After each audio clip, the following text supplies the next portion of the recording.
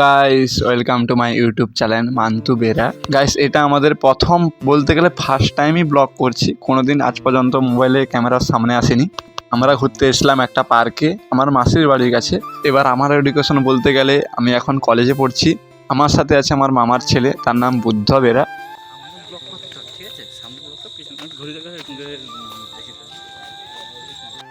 সেই বলছিল এই পার্কে আসতে। পার্কটা আমরা গুগল ম্যাপ থেকেই দেখেছি। গাইস, পার্কটা বড় আছে কিন্তু লোক কম। এটা যদি শহরের পার্ক থাকতো বা কলকাতায় পার্ক থাকতো, মানে পার্ক ছোট পড়ে যেত, লোক বেশি হয়ে যেত। আর মেয়েগুলো যাচ্ছে, বুদ্ধ বারবার পেছনে পেছনেই চলে যাচ্ছে বারবার।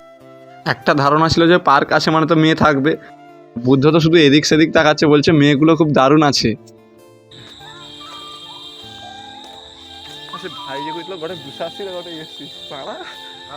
প্রথম আমরা ব্লগ করছি তো ফার্স্ট টাইম, আমাদেরও লজ্জা লাগছে।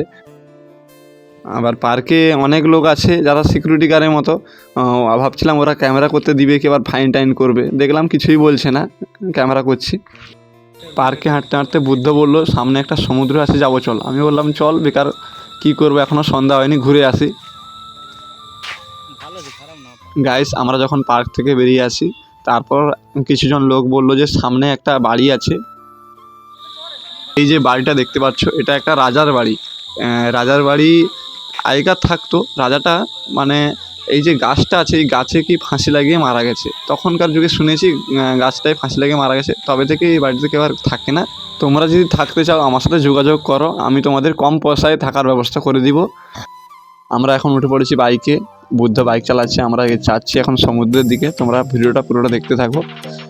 গাড়ি তো প্রচুর জোরে চালাচ্ছে।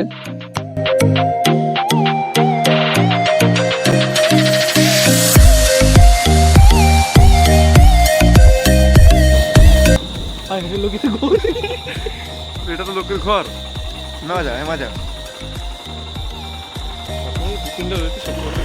গাইস, আমরা ভুল করে লোকের বাড়িতেই ঢুকে গেছিলাম। সমুদ্র আছে।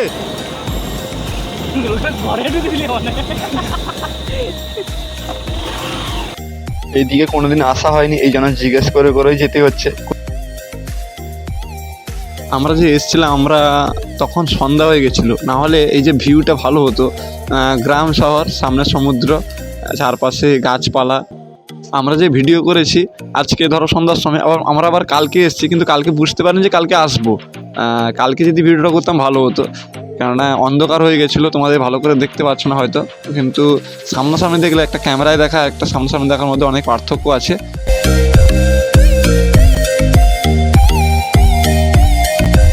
এটা একটা গ্রাম এলাকা ছিল, এই জন্য সমুদ্র সামনে আছে। তাও এখানে রাস্তা হয়েছে হাফ হাফ রাস্তা আর কি। বোল্ডার রাস্তা সামনে আছে, তারপর মাটির রাস্তা আছে, কিছুটা পিচ রাস্তা আছে, সেরকম এখানে করা হয়নি, কিন্তু লোকজন অনেক এসছে।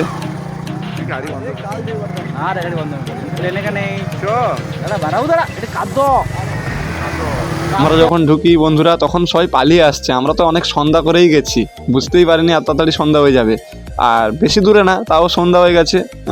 এক কাছাকাছি বলে বলছি চল ঘুরেই আসি। নমস্কার গাইস, দেখতে পাচ্ছ আমাদের চলে এসেছি। আমরা যখন ঢুকছি, একটা দাদু যাচ্ছে সামনে, বুদ্ধ বলছে ওকে মেরে ফেলবো। আমি বলছি না না, এখন আবার মারলে জরিমানা দিতে হবে।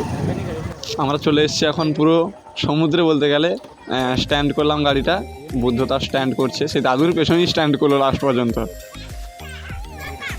বন্ধুরা একটা বড় ভুলে গেছে, আমরা যখন এসেছি সমুদ্রে, ভুল সময় সমুদ্রে ভাটা পড়ে গেছে, একটুও জল নেই।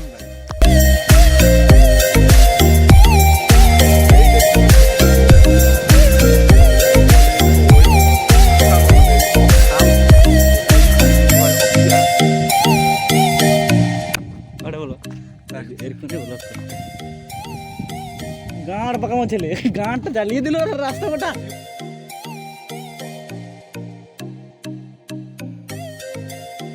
আই হোপ গাইস, ভিডিওটা কেমন হয়েছে একটু কমেন্ট বক্সে জানাবে। প্রথম ভিডিও করছি, একটু সাপোর্ট চাই তোমাদের। যদি ভিডিও ভালো লাগে, পরপর ভালো ভালো ভিডিও নিয়ে আসবো, ব্লগ ভিডিও, নতুন নতুন জায়গায় গিয়ে ভিডিও বানিয়ে তোমাদের কাছে নিয়ে আসবো। তোমরা যদি চাও